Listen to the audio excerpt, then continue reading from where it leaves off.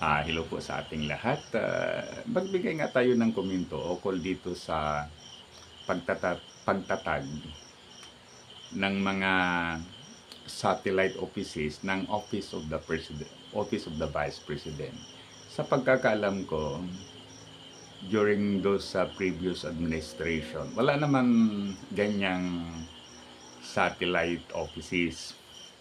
Although, ah, ang Office of the Vice President ay may mga programs, may mga project na ginagawa para matulungan yung mga mamamayan. Uh, Halimbawa, during calamities like may pagbaha, may mga lindol, at saka ibang sakuna, tumutulong sila. But in the case during previous administration, sila ay nagsosolicit ng mga items na pinamimigay nila sa mga mamamayan o yung mga affected by such calamities. Okay. Kaya walang problem sa government. Yung pagtulong, hindi burden ng government. But sa ngayon, so iba na. May ang Office of the Vice President natin, hindi naman talaga natin kinokontra, actually, iba din.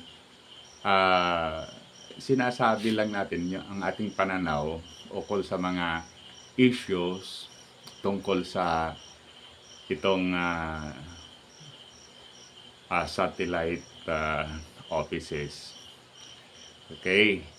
Ngayon, in the case of this present Office of the Vice President, makikita natin na talagang ang pondo ay from the national government. Kaya nga yung pondo o budget for that offices ay tripled, o kung hindi tayo nagkakamali, naging times 3 or more or less compared in the previous budget ng Office of the Vice President. So malaki talaga yung pagkakaiba, ano? Ngayon, ito ang kwan natin.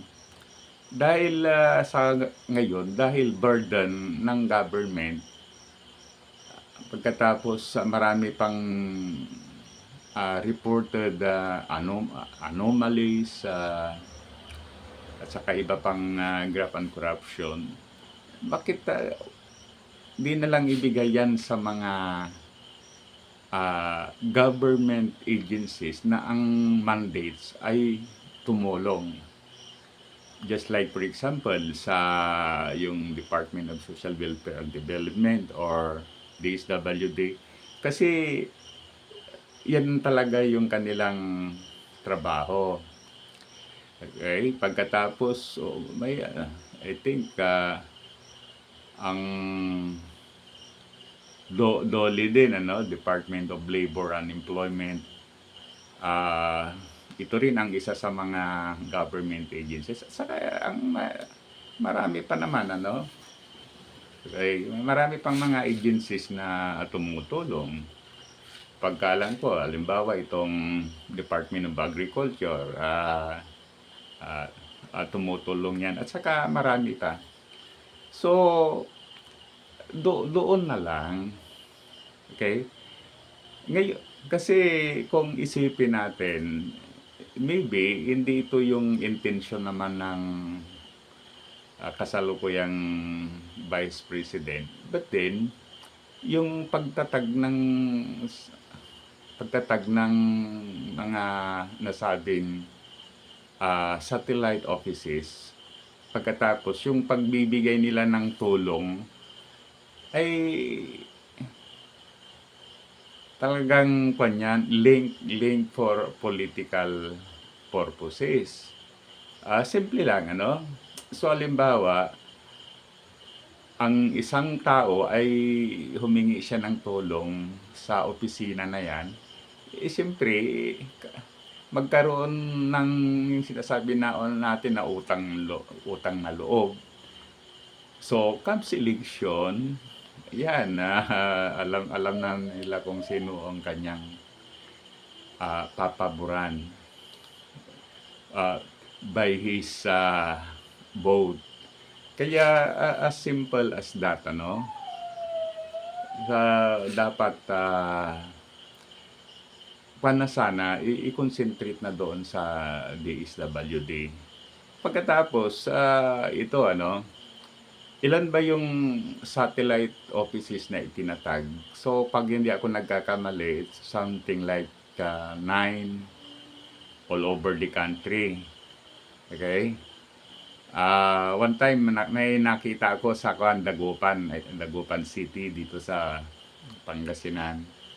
Ang nakita natin ay may opisina nga, pagkatapos may upuan.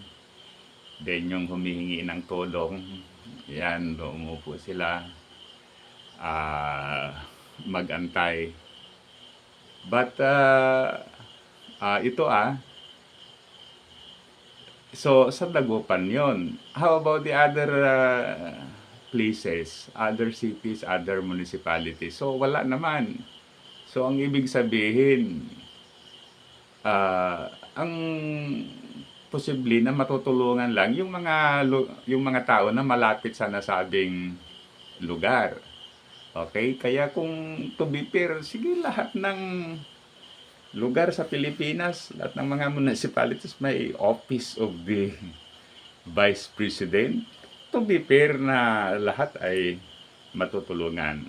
Ngunit, in such case na may mga designated places lang na may office of the Vice President, so probably sila lang yung matutulungan. Ano, kaya it's quite unfair. Kaya yan na political purpose, for political reason, hindi na dapat ganyan. Tayo namang mga Pilipino, pag mayroon tayong makikitang mga bagay na nakikita natin na parang hindi fair, let us voice out. Ngayon, kung isipin din, may kasalanan din ang ating government. Dahil yan, pinapabayaan, ano, especially doon sa halimbawa kung sino yung mga political groups na nanalo, bakit kanyan. Kaya kung alisin, talagang dapat even in the future administration, wala na rin, ano, unless may mga batas na ganyan. Tapos regarding doon sa halimbawa, mawawala daw yung budget ng Office of the Vice President ay ma-trimline o hindi na ganun kalaki tulad ng dati. So, okay lang i-cancel yung mga na yan, ano? I-cancel yung mga satellite offices na yan. Okay? Kasi, so, imagine, halimbawa, yung Office of the Vice President, nagre-renta ng opisina, may kwang kaya? Wala kayang pandyan na, halimbawa, hindi naman tayo nag-iisip ng masama, baka overcharge or undercharge, at saka iba pa, ano? Kaya simple lang. Ikuan natin na as a policy of the government. Yung mga ganito, i-stop na. Yung dapat na budget ng Office of the Vice President, yun lang. Ngayon, kung hindi kaya, then i-stop yung mga operation ng nasabing satellite offices. Pagkatapos kung mayroon daw mawawala ng trabaho, anyway, 200 lang naman na employees. Bakit hindi na lang i-transfer sa ibang offices na kulang ng empleyado. Okay? Kaya simple lang, mawala yung mga satellite offices ng Office of the President. Sa palagay ko, walang epekto sa social services. Dahil nandyan naman ang DSWD, nandyan ang DULI, nandyan ang local government na tumutulong. Okay, so yung pa na lang, halimbawa, funeral benefits na ibibigay ng yung opisina na yan, na ibibigay din naman yan ng local government. So, ang ibig sabihin, magiging doble in that case. Okay, so ganun lang, ang sinasabi lang natin yung nakikita natin na dapat itama. Dahil tayo ay Pilipino, gusto natin na magiging maayos ang takbo ng ating government para uunlad ang Pilipinas. Muli, thank you. Sana i-like at saka subscribe sa ating YouTube channel. Bye tayo mga Pilipino.